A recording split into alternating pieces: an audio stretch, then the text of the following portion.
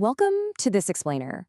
You know, tonight, when the sun goes down, you're probably going to just flip a switch. Light will flood the room and you won't even think twice about it.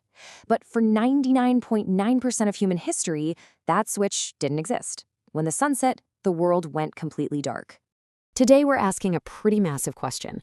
Are we sleeping all wrong?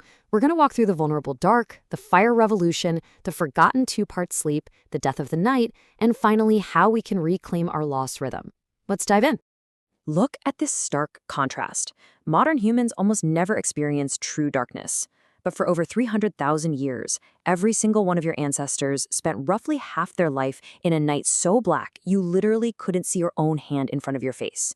They didn't even have candles for most of that time, just the black sky, the stars, and whatever fire they could keep alive. Section 1. Before fire, the night was, frankly, terrifying. Our ancestors were just like every other primate. When the sun went down, you climbed a tree or found a sheltered spot, and you stayed completely still.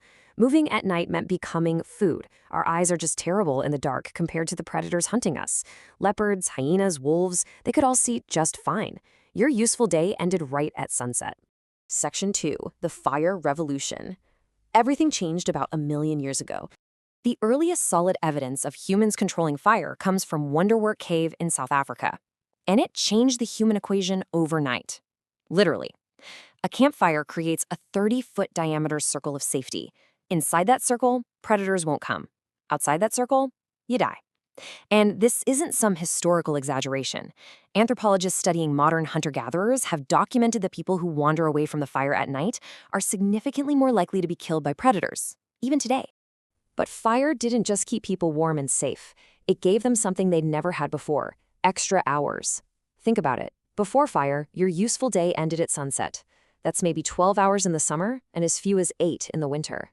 By suddenly adding 2 to 4 usable, illuminated hours to every single day, fire completely restructured human existence. Over thousands of generations, those extra hours changed our species. In 2014, anthropologist Polly Wisner published a fascinating study in the Proceedings of the National Academy of Sciences. She spent years recording conversations among the Jew Huanzi Bushmen of the Kalahari Desert, one of the last groups living a lifestyle close to our ancestors. She found that during the day, about 80% of conversation is totally practical. It's logistics.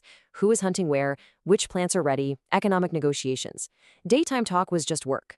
But at night, around the fire, the entire character of the conversation flipped. 81% of conversations became stories.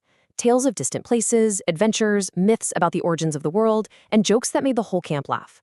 Wisner argued that the campfire was our original classroom, our original theater, our original church. It's where humans learn to think beyond the immediate present and imagine things that don't exist yet. It's where we became us. Section 3. The Forgotten Two-Part Sleep. This is where things get really fascinating.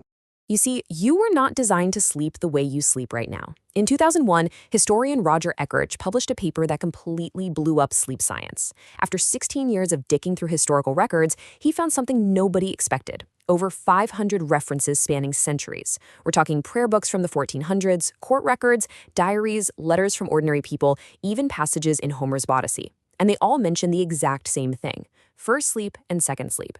Before the industrial age, human sleep was never one continuous block. It went like this. Step 1. You go to bed shortly after sunset and sleep for about 4 hours. Step 2. You wake up and stay awake for 1 to 2 hours in the middle of the night, a period they called the watch. Step 3. You go back into second sleep for another 4 hours until dawn. This wasn't insomnia. This was normal. This is how every human on the planet naturally slept for thousands of years. So what did people do during that middle-of-the-night wakefulness? Well, everything. They visited neighbors. They interpreted their dreams while they were still fresh. A 16th century French physician even recommended that couples conceive children during this window because they do it better. Or, as this doctor's manual from the 1500s advised patients, you just lay in bed in the dark with a calm mind and thought. It was a profound time for deep reflection. Now, historians had actually been reading these records for centuries, but they kept mistranslating first sleep as something else because they just couldn't imagine sleeping differently than we do now. But science proved history right. In the 90s, psychiatrist Thomas Ware removed all artificial light from subjects for 14 hours a night. Within weeks, their bodies naturally reverted to this exact 2-sleep pattern. And during that wakeful watch, their brains produced highly elevated levels of a hormone called prolactin, creating a deeply peaceful meditative state of consciousness. Section 4, the death of the night. So what happened to this natural state? How did we lose an entire phase of human consciousness without even noticing? How did something so biologically ingrained just vanish from our lives? Well, the answer is light.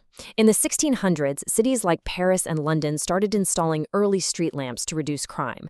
Then gas lamps became common. Finally, in 1879, Thomas Edison commercialized the electric light bulb. And just like that, within a single generation, the night as humans had known it for 300,000 years was gone. We flooded the once feared dark with artificial illumination. We completely forgot that the night was meant to be deeply dark. I mean, look at the origin of the word curfew. It derives from the French couvre-feu, which literally means cover fire. In medieval towns, a bell would ring, literally demanding the covering of fires, because the night belonged to the darkness. We feared the night, and then we conquered it. Section 5, reclaiming our lost rhythm. Because conquering the night came with a massive biological cost. Here's the problem. Your brain simply cannot tell the difference between a blue screen light and the sun.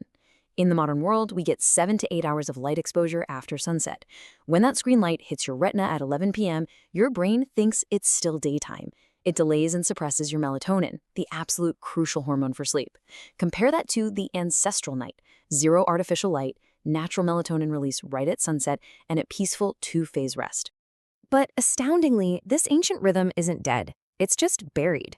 Researchers found that if you go camping without any artificial light for just 1 week, your melatonin cycle resets by a massive 2 hours. Your body starts producing melatonin right at sunset again. That means 300,000 years of biological programming is still inside you, just waiting to be reactivated. We didn't just change when we sleep. We literally eliminated an entire phase of human consciousness. We traded a distinct, peaceful phase of deep, meditative thought for the convenience of a light switch. That quiet, reflective state between first and second sleep simply doesn't exist for most people anymore. Instead, we call it insomnia, and we completely reframe our natural biology into a modern medical complaint. So I'm going to leave you with this provocative thought. What if waking up at 2 a.m. and lying there in the dark isn't your body malfunctioning at all? What if it's just your body remembering exactly what it was built to do? The next time you find yourself awake in those quiet, middle-of-the-night hours, maybe don't reach for your phone. Just lie in the dark, let your mind be calm, and experience the lost rhythm of the human night. Subscribe Factverse for more videos.